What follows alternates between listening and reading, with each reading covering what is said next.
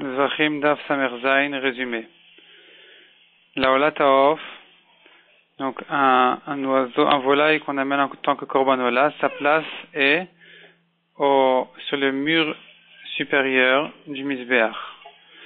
Si il est fait en bas du Misbéach et pas en haut, et il a fait non seulement il a changé l'emplacement de la Ola pour la faire en bas comme un Khatataof, mais aussi il a fait la Melika comme un Khatataof, c'est-à-dire qu'il a fait la Melika d'un Siman au lieu de deux, et il a fait la Haza comme un Khatataof, c'est-à-dire qu'il a fait la Haza du jet de sang qu'il a sur le Misbéach. Donc puisqu'il a fait de cette Olataof, il a fait comme un Khatataof. La Mishnah ramène une machloket entre Rabbi Eliezer et Rabbi Yoshua. Selon Rabbi Eliezer, eh bien, le Korban est pasoul, mais il reste Ekdesh.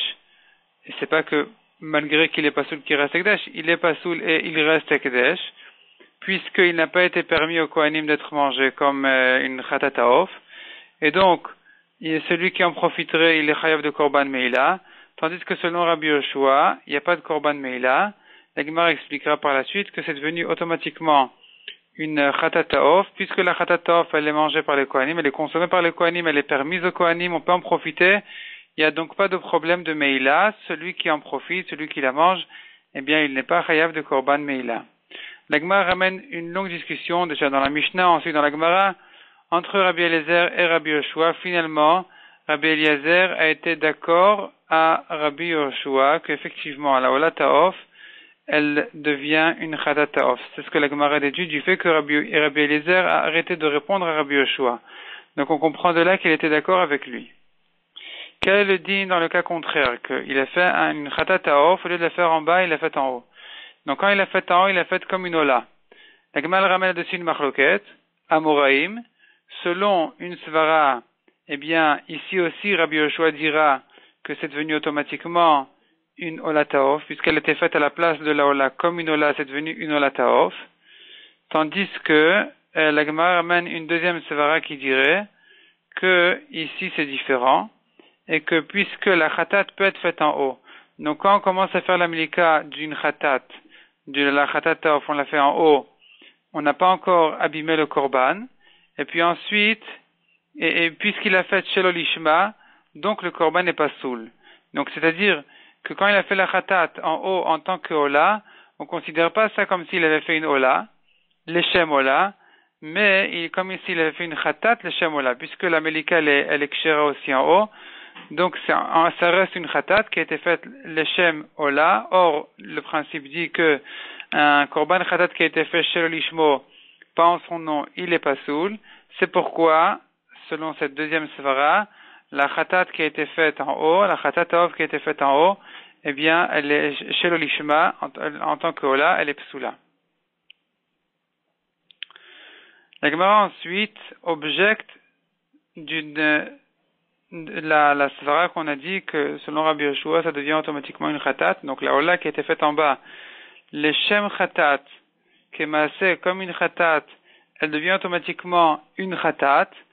Et la Gemara objecte cette svara-là de quelques mishnayot dans Masechet Kinim. Là-bas, on voit que malgré qu'elle a été faite en bas, la ola a été faite en bas. Donc si par exemple, première question que la Gemara demande, c'est dans un cas où une femme devait amener une khatataof et l'autre femme devait amener une olataof, on ne considère pas que si la olataof a été faite en bas, elle est valable pour la femme qui devait amener la khatataof. On ne dit pas comme ça. On dit qu'elle n'est pas quitte. Celle qui devait amener la khatataof, elle n'est pas quitte. Donc on ne peut pas se servir de la olataof qui a été faite, la olataof d'une femme qui a été faite en bas pour être quitte de la khatataof de l'autre femme. La Gemara repousse cette objection immédiatement en disant, mais évidemment que même si c'est caché en tant que khatataof, c'est bien pour servir à cette même personne et pas à une autre personne. Comment est-ce que Rachel, elle est quitte de son korban en amenant un korban de Léa? C'est pas possible. Mais la Gemara, elle repose une question.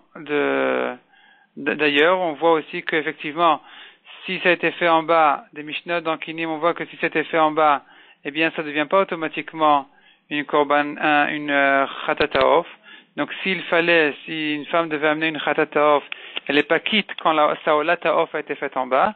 Et la Gemara prouve que Maseret Kinim, elle va comme Rabbi Yoshua. La Gemara elle ramène pour ça plusieurs Mishnah en Kinim, jusqu'à que finalement la Gemara répond, dans le prochain Daf, dans Daf Samechet, la Gemara répondra là-bas que, effectivement, la Olat Taof qui a été faite en bas, elle est Kshira, elle devient comme une Khatat si elle était faite comme une Khatat. Mais c'est pas parce qu'elle est Kshira que la personne qui l'a amenée est quitte de son Korban Khatat. Donc, effectivement, la Ola, elle devient une Khatat, et cette Khatat la est Kshira, et on peut la manger. Celui qui en profite, il est pas chayav de Korban Meila. Mais cependant, la personne qui devait amener une Khatat, elle peut pas s'en servir pour son chiyuv d'amener la Khatat, il faudra amener quand même une autre.